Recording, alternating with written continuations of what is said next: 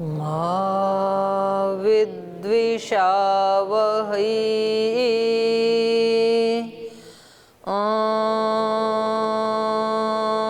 व्रतानां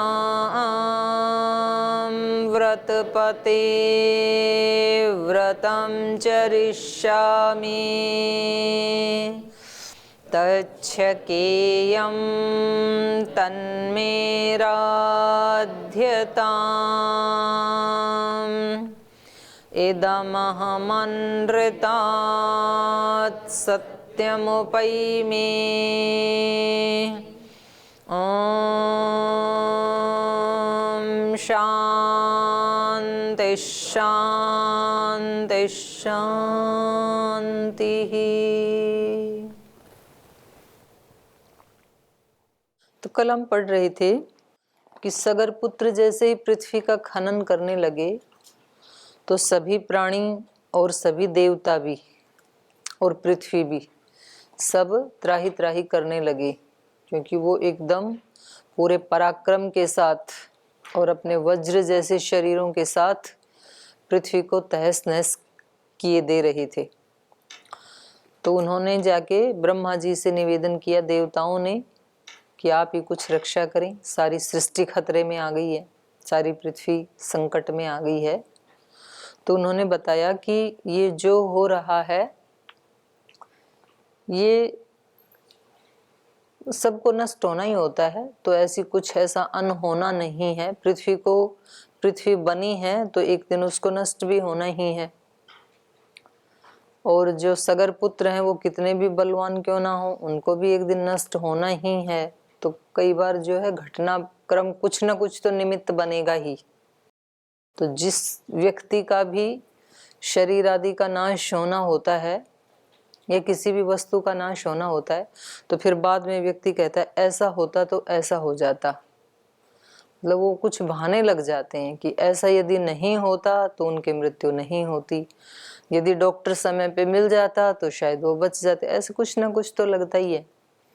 लेकिन अगर बिल्कुल सब चीजें बिल्कुल ठीक हों तो फिर एकदम से मृत्यु आती भी नहीं है, कुछ तो बहाना बनाना ही पड़ेगा ना।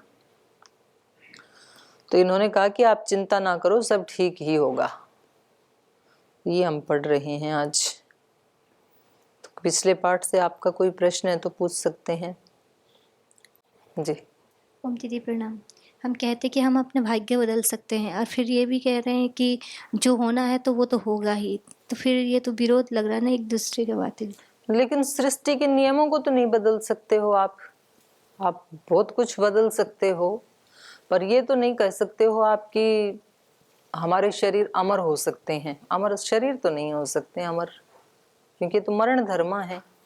तो आप अपने तप पुरुषार्थ से उस आयुष्य को, जैसे सब मनुष्यों का आयुष्य 70-80 वर्ष है, 90 वर्ष है, 100 वर्ष है, आप तब पुरुषार्थ करके उसको 125 वर्ष कर लेंगे, 150 कर लेंगे, 200 कर लेंगे। अमर तो नहीं कर सकते हैं शरीरों। लेकिन फिर कर्म फल के अनुसार ही तो फिर जाति आयु भोग मिलता है, तो जितना मेरे को मिल रखा है तो उतना ही मिलेगा, फिर मैं उसको बढ़ाऊंगी का कैसे? मिल गया, अब वाले पुरुषार्थ से उसको बढ़ा भी सकते हैं और अब वाले परमार्थ से उसको घटा भी सकते हैं। ये आपके हाथ में है। तो आयु का कोई निश्चित नहीं होता कि मेरे को इतना ही साल है जीना ना, जाति के अनुसार निश्चित है।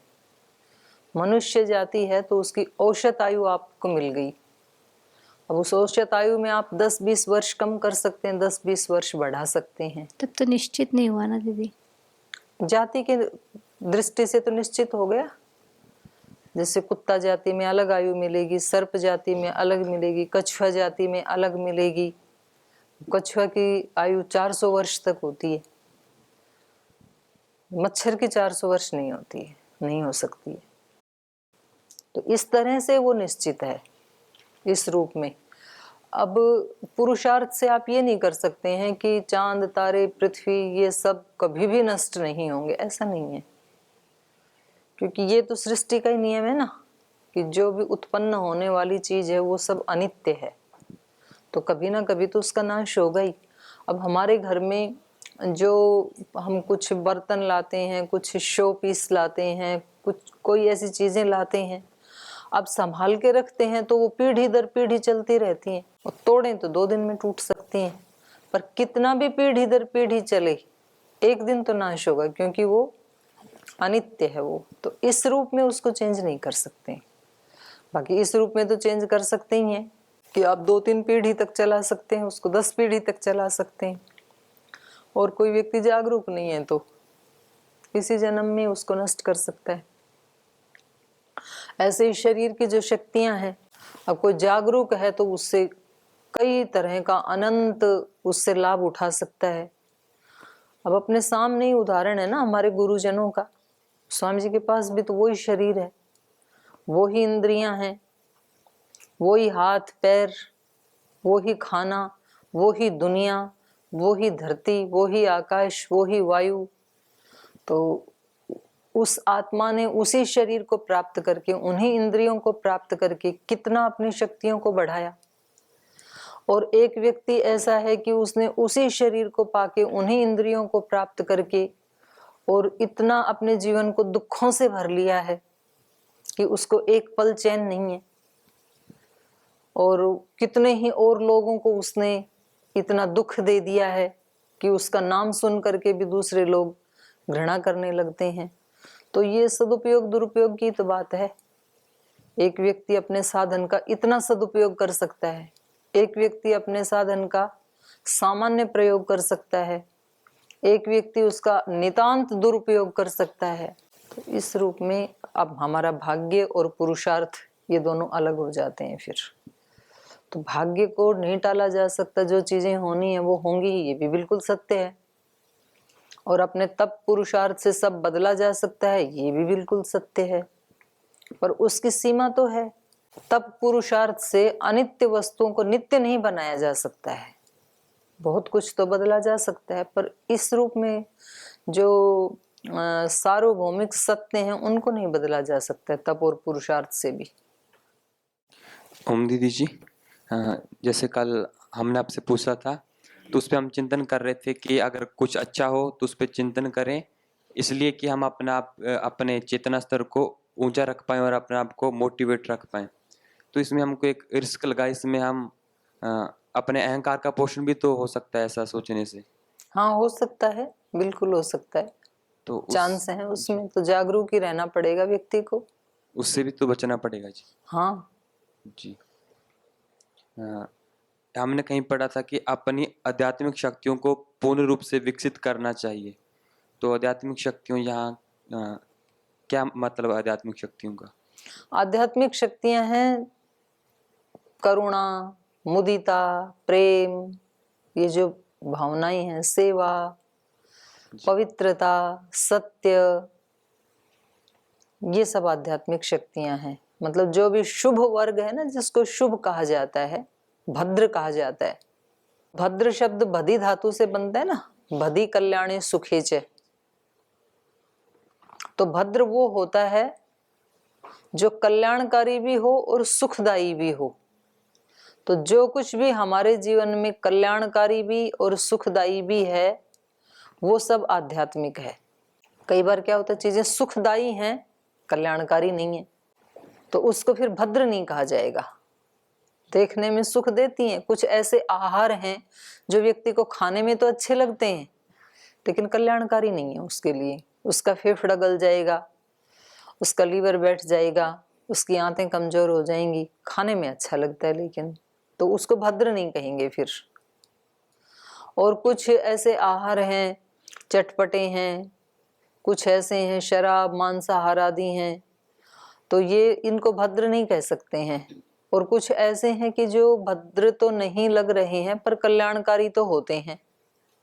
गिलोय पीना सुखदायी तो नहीं लगता है पर कल्याणकारी है वो जरूर। तो ऐसे हमारी जीवन की आदतें, स्वभाव, शक्तियां जो हमारे लिए सुखदायी भी हों और कल्याणकारी भी हों, वो सब आध्यात्मिक में आएंगे। एक दिन आपने बताया था कि ज्ञान हमेशा अंदर से आता है, बाहर से सिर्फ इंफॉर्मेशन आती है। इसको थोड़ा हमको और विस्तार से जानना था। तो बताओ इसमें क्या आपकी सहायता करूं मैं? ज्ञान हमेशा अंदर से आता है, हाँ बाहर से सिर्फ इंफॉर्मेशन आती है। हाँ सही है। तो थोड़ा और कैसे समझ सकते हैं इसको? बाहर से इंफॉर्मेशन है, किसी ने हमें बताया कि इसमें, माँ ने बताया ये अग्नि है, इसमें हाथ मत डालना जल जाएगा। ये बाहर से सूचना मिली हमें, और फिर हमने थोड़ा नजदीक जाके देखा तो सच में तपत लगी और हम वहां से वापस हो गए। ये हमारा ज्ञान है।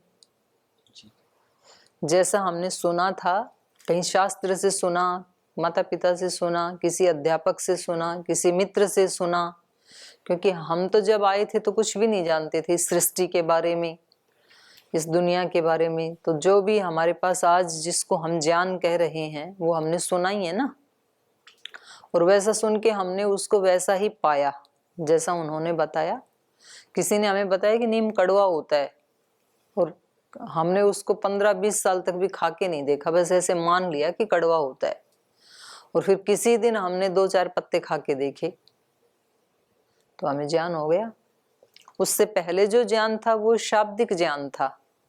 तो आपको ज्ञान की श्रेणी बनानी पड़ेगी। जो इन्फॉर्मेशन है वो ज्ञान है, लेकिन वो शाब्दिक ज्ञान है। लेकिन एक होता है अनुभौतिक ज्ञान, प्रत्यक्ष ज्ञान, वो अपनी ही अनुभूति से होगा। शाब्दिक ज्ञान, अनुमानिक ज्ञान, प्रत्यक्ष ज्ञान, 3 श्रेणी बनानी पड़ेगी ज्ञान की। शाब्दिक, अनुभौतिक, प्रत्यक्ष। प्रत्यक्ष और अनुभौतिक एक ही हैं, शाब्दिक और अनुमानिक ये अलग हैं। तो ऐसे समझ सकते हैं कि आत्म मूल्यांकन से ही ज्ञान भीतर से आएगा। अगर हम किसी चीज नहीं, को लेके मूल्यांकन नहीं, वो आपको बिल्कुल अनुभूति करनी पड़ेगी, साक्षात्कार उसका, प्रत्यक्ष, हस्त आमलकवत। जैसे हाथ में आंवला रखा है तो अब इसमें आप क्या मूल्यांकन करोगे, दिख ही रहा है ना। जी। हाथ कंगन को आरसी गया, हाथ में कंगन पहना है, प्रमाण इतना ही है कि हाथ में यदि कंगन पहना है तो आपको शीशा देखने की जरूरत नहीं है, दिख ही रहा है ना। तो ऐसा ही होगा प्रत्यक्ष, उसमें कोई डाउट नहीं होता है प्रत्यक्ष में। और जब तक डाउट है वो प्रत्यक्ष नहीं है। तो व्यक्ति पूछता है ना, बोलते कुछ प्रकाश सा दिखाई देता है जब मैं बैठता हूँ ध्यान में, तो यही आत्मा है क्या? तो जब तक ये पूछना पड़ रहा है तब तक वो आत्मा है नहीं। जब आपको अपना ही अनुभूति होगी तब आपको किसी से पूछने की जरूरत थोड़ी पड़ेगी, नहीं पड़ेगी। अभी हमने अपने शरीर को मैं मान रखा है, तो मैं इस कक्षा में हूं या नहीं ये किसी से प्रमाण लेना पड़ता है क्या? आपको अपने सहयोगियों से पूछना पड़ता है, अरे मैं दर्शन की कक्षा में बैठा हूं कि नहीं बैठा हूं, ऐसे पूछना पड़ता है क्या? तो आपको पक्का पता है मैं बैठा ही हूं, मैं मतलब शरीर जिसको आपने मैं मान रखा है। तो ऐसे ही जब मेरा ही मेरे से ज्ञान होगा, अनुभूति होगी अपने अस्तित्व की, तो किसी से पूछने की जरूरत नहीं है, शब्द प्रमाण की भी जरूरत नहीं है, तब अनुमान की भी नहीं है। सारे प्रमाण प्रत्यक्ष में जाके समाप्त हो जाते हैं और सारे प्रमाण प्रत्यक्ष के लिए सहायक होते हैं। ये अनुभौतिक और प्रत्यक्ष, और क्या बोला था ये आपने? पहला तो शाब्दिक ज्ञान, ये जो शब्द से मिल रहा है। दूसरा अनुमानिक ज्ञान, अनुमान प्रमाण से। जी। कहीं धुआं उठ रहा है तो अनुमान होता है कि अग्नि जल रही होगी। जी। सृष्टि इतनी सुंदर व्यवस्थित बनी हुई दिख रही है तो लगता है कि किसी बहुत शक्तिशाली शक्ति ने उसको बनाया होगा, ये अनुमानिक ज्ञान है। और एक हो गया प्रत्यक्ष या अनुभौतिक, दोनों एक ही हैं, प्रत्यक्ष कहीं अनुभौतिक कहीं, वो एक ही बात है। जी। जी, आपने कल बोला था कि तब 3 तरह के होते हैं, शरीर, मन और वाणी। तो शरीर का तो यही होगा कि सर्दी गर्मी इन सबको सहन करना। नहीं, इसमें आप गीता पढ़ लेना। गीता के 17वें अध्याय का 15 श्लोक है, शायद 15, 16, 17 है गीता अभी आपके पास? खोल लो, 17वें अध्याय का 15 नंबर श्लोक बोलो, 14 नंबर श्लोक बोलो। देव द्विज गुरु प्राज्ञ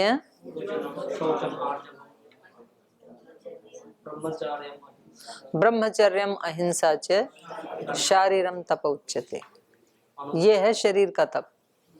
देव द्विज गुरु प्राज्ञ, इनका पूजन करना। आगे क्या है? देव द्विज गुरु प्राज्ञ, हाँ, पूजनम शौचम आर्जवम, ये शरीर का तप है। अब देव कौन है, तो उसके लिए फिर ऋग्वेद आदि भाष्य भूमिका पढ़ लो। देव दानाथ, देव दीपनाथ, देव द्योतनाथ, उनको देव कहेंगे। जो हमेशा दीप्त रहते हैं, प्रकाश युक्त रहते हैं, ज्ञान युक्त रहते हैं, वो देव हैं। जो दूसरों को भी प्रकाशित करने में सहायक बनते हैं, दूसरों को भी द्योतित करते हैं, वो देव होते हैं। और जो देते हैं, हमेशा कुछ ना कुछ देते हैं, ज्ञान देते हैं, बल देते हैं, प्रेरणा देते हैं, वो देव होते हैं। तो उनकी पूजा करनी चाहिए। ये शरीर का तप। सर्दी गर्मी सहना तप नहीं बताया वहां बिल्कुल भी। देव द्विज, द्विज का मतलब है जिसका दोबारा जन्म हो चुका है। दोबारा जन्म होता है ज्ञान से। एक जन्म तो माता पिता के शरीर से सभी का ही हो गया, शरीर का जन्म है वो, लेकिन आत्मा का जन्म होता है ज्ञान से। तो ऐसे जो आत्मज्ञानी हैं उनकी पूजा करनी चाहिए। ये शरीर का तप है, उनसे मिलना चाहिए। गुरु, गुरु का मतलब है जिसने कुछ भी हमें सिखाया है किसी भी रूप में, तो उनकी हमें पूजा करनी चाहिए। और प्राज्ञ, प्राज्ञ का मतलब होता है जिनकी रितम भरा प्रज्ञा, अत्यंत परिष्कार कर लिया अपनी बुद्धि का, उन सब की पूजा करनी चाहिए। पूजा क्या है? उनके अनुकूल आचरण करना और उनके बताए हुए पथ के ऊपर चलना और उसके ऊपर विश्वास करना, ये शरीर का तप है। ये शरीर का तप नहीं है कि सर्दी है और फिर भी हमने कपड़ा नहीं ओढ़ा, है वो तप, लेकिन बहुत छोटा सा है। बड़ा तप होता है अपने अंदर से अपने मन को वश में करने का, क्योंकि मन में बहुत ज्यादा शक्तियों का हमारा ह्रास होता रहता है मन के द्वारा। देव द्विज गुरु प्राज्ञ पूजनम शौचम आर्जवम, शुचिता, पवित्रता, शरीर की, मन की, वाणी की, दृष्टि की, श्रोत्र की, ये सब पवित्रताएं, ये शरीर का तप है। और ऋजुता, अंदर बाहर व्यक्ति का एक ही जैसा होना चाहिए। जैसा मन में है वो वाणी में होना चाहिए, जो वाणी में है वो कर्म में होना चाहिए। नहीं तो व्यक्ति का कर्म कुछ और होता है, वाणी कुछ और होती है, मन में कुछ और ही चल रहा होता है। और ये आज के युग की सबसे बड़ी समस्या है। पहले लोगों के हृदय ज्यादा ऋजु होते थे, तो जब उनके मन में किसी के प्रति कोई नाराजगी का भाव होता था तो वो झगड़ा भी कर लेते थे, और झगड़ा वाणी से भी उनको तृप्ति ना हो तो केशाकेशी भी हो जाती थी। एक उदाहरण आता है उसमें, काशिका में केशाकेशी, केश पकड़ पकड़ के झगड़ा करना। तो महिलाएं झगड़ती थी ऐसे चोटी पकड़ के, केशाकेशी। फिर थोड़ी देर में झगड़ा हो के, तो थोड़ी देर में वो, पहले रोज सिर नहीं धोते थे, बाल नहीं धोते थे, 7-8 दिन में एक बार धोते थे। टाइम भी कम था और पानी भी कम था। तो फिर जिस दिन सिर धोते तो वो उसका सिर धो देती थी, वो उसका धो देती थी। फिर सिर में जूं ढेरे भी बन जाते थे तो वो दूसरे के, एक दूसरे के निकाल देती थी। खुश हो जाते थे, झगड़ा भी करते थे, खुश भी हो जाते, मन में कुछ नहीं होता था। एक सब घर परिवार के जो बच्चे हैं उनको कोई एक ही महिला पाल लेती थी। अपने भी बच्चों को, अपने देवरानी के भी, जेठानी के भी, पड़ोसन के भी ऐसे पाल देते थे। 10-15 बच्चों को एक ही महिला पाल लेती थी, कोई दिक्कत नहीं है। अभी अपने वाले 2 पालना भी मुसीबत हो रही है।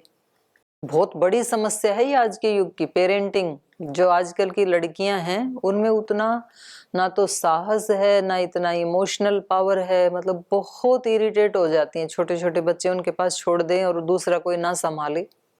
और आजकल झगड़ा बिल्कुल नहीं करती हैं। सास बहू, देवरानी, जेठानी, वाणी से भी झगड़ा नहीं करती हैं। केशाकेशी की तो बात छोड़ो, लेकिन मनों में जमीन आसमान का अंतर होता है और बाहर से प्रीति दिखाते हैं। तो ये ऋजुता का उल्टा है, ये अऋजुता है। ये इसको कुटिलता बोलते हैं। तो वो व्यक्ति कभी भी सहज, शांत, प्रसन्न नहीं हो सकते हैं, क्योंकि वो बाहर से दिखाते हैं बहुत अच्छा आचरण व्यवहार, मतलब ऊंची आवाज में भी नहीं बोलते हैं, लेकिन अंदर से बहुत विष से भरे होते हैं।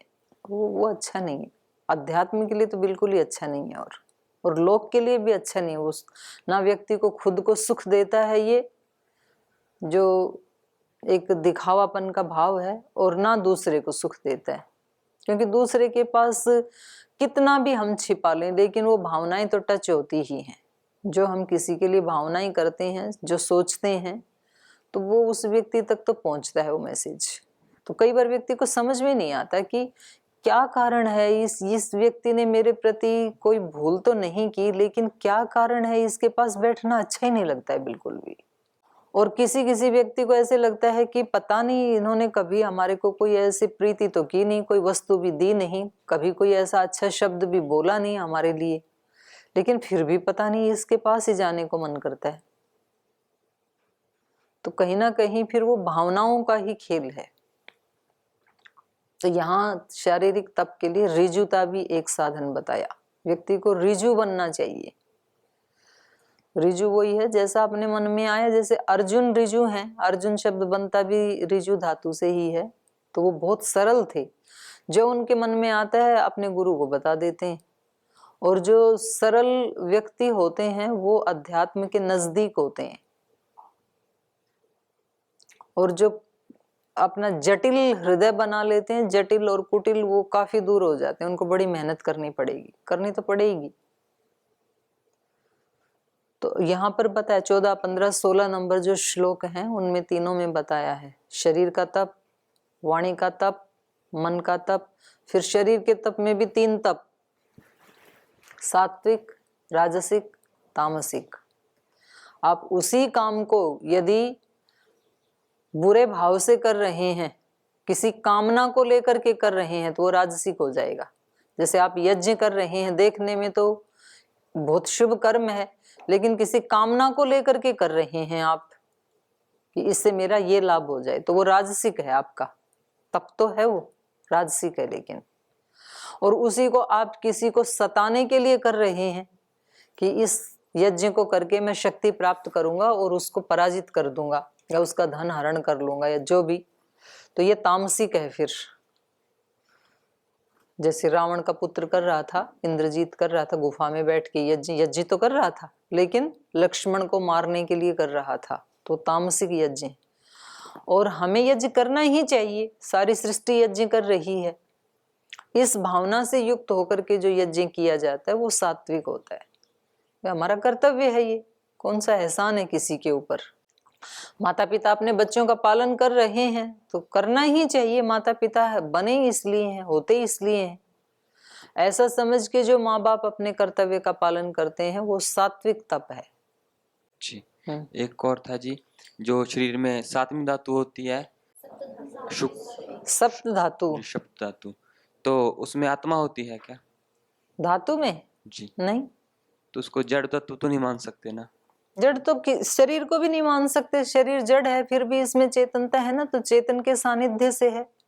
चेतन के सानिध्य से चेतना पूरे शरीर में है, तो सप्त धातु में भी है। तो उसमें कुछ चेतन तत्व तो है। हाँ है, मैं कह तो रही हूँ।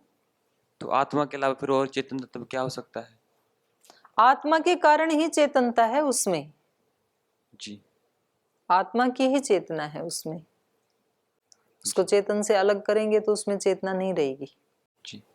तो पढ़ लें अभी, और तो नहीं है किसी का प्रश्न? चले। तो इन्होंने बताया पृथिव्यश्चापि निर्भेदो दृष्ट एव सनातन सगरस्य च पुत्राणां विनाशो दीर्घदर्शिनां पितामहवच श्रुत्वा त्रयः त्रिंशद् अरिन्दमः देवा परमसंहृष्टा पुनर्जग्मु यथागतम्। तो यहाँ ब्रह्म ने कहा पृथिव्यश्चापि निर्भेदो दृष्ट एव सनातन। पृथिव्या निर्भेदः सनातन दृष्ट एव। इस पृथ्वी का निर्भेद, भेदन होना, निश्चित रूप से भेदन होना, ये भी सनातन है। हर सृष्टि के रचना के काल में पृथ्वी बनती है और हर प्रलय काल में नष्ट भी होती है। तो ये सनातन नियम है। ये पृथिव्या निर्भेदो सनातन एव दृष्ट और सगरस्य पुत्राणाम विनाशश्च दीर्घदर्शिनाम सनातनः। सनातन शब्द दोनों के साथ जुड़ा हुआ है।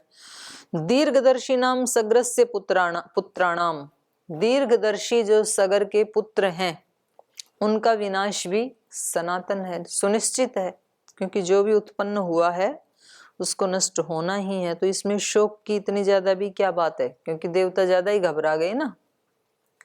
और हमारे घबराने से भी जो अनित्य चीजें हैं वो नित्य तो हो नहीं सकती हैं, तो जाना ही है उसको। तो ऐसा सोच करके भी व्यक्ति अपने दिल को, दिमाग को, हृदय को शांत कर सकता है। क्योंकि व्यक्ति परेशान कब होता है, जब उससे कोई वस्तु छीनी जाती है, तो उसको यही लगता है कि ये मेरे से दूर नहीं होनी चाहिए थी। तो उस समय इस बात को याद यदि वो कर ले कि ये वस्तु उत्पन्न हुई थी और इसका विनाश सनातन है, नाश होना ही है, तो आज हो गया, ठीक है, जैसी भगवान की व्यवस्था। तो व्यक्ति कहता नहीं आज नहीं होना चाहिए था, नाश तो हो जाता भले ही, पर 10 साल और जीना चाहिए था इस व्यक्ति को। तो अब ये तो भगवान के ऊपर छोड़ दो, उसकी वस्तु है, उसको कितने दिन रखना है, कब नष्ट करना है, तो ये अपने को नहीं पता ना। 10 साल और रखने से उसका नुकसान था कि अपना नुकसान था, संसार का फायदा था, उसका नहीं था, वो सब भगवान के हाथ में है। पितामह वच श्रुत्वा त्रयः त्रिंशदरिन्दमा देवा परम संहृष्टा पुनर्जग्मु यथागतम। तो इस प्रकार से पितामह की बात सुन करके त्रयत्रिंशत जो 33 देवता हैं, अरिंदमा, अरि को दमन करने वाले, शत्रु का नाश करने वाले, जो त्रयत्रिंशत अर्थात 33 देवता कितने हैं, कौन कौन से? 8 वसु, 12 आदित्य होते हैं, 11 नहीं 12 आदित्य, 11 रुद्र जो रुलाने वाले, 8 वसु, 11 रुद्र, 12 आदित्य। तो ये त्रयत्रिंशत जो 33 देवता हैं, ये पितामह की बात सुन करके परम संहृष्टा, अत्यंत खुश हो गई। इनको पता लगा कि सगर पुत्र भी नष्ट होने वाले हैं, तो इनको लगा कि हम सुरक्षित हैं। नहीं तो इनको खतरा ये था कि पृथ्वी का नाश करते ही हमें भी मार देंगे, क्योंकि वो तो घोड़ा ढूंढते हुए चल आ रहे हैं ना, तो फिर हमारे ऊपर भी चढ़ाई करेंगे। तो इन्होंने कहा कि उनका भी विनाश सनातन है, निश्चित है। तो ये परम संहृष्टा देवाः और पुनः जग्मु यथागतम, यथा आगतम तथा पुनः जग्मु, जैसे वो आए थे ब्रह्मा जी के पास, वैसे ही वापस अपने अपने स्थान को, अपने अपने लोक को वापस लौट गई।